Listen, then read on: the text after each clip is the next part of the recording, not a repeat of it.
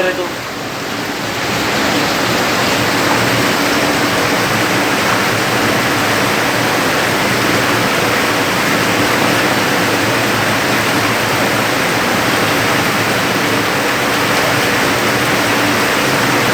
Bawah kepala ya.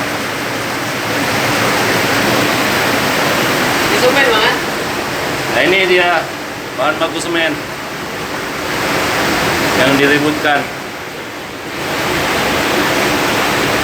Ya lo sungai bawah tanah ini apa pantas untuk layak pabrik semen?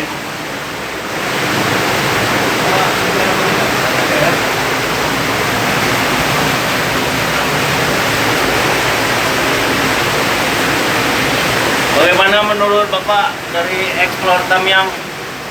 Apakah bagus dibuat pabrik semen atau tidak?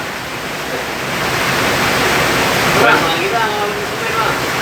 Kalau dibuat pabrik semen, buah ini masih hancur.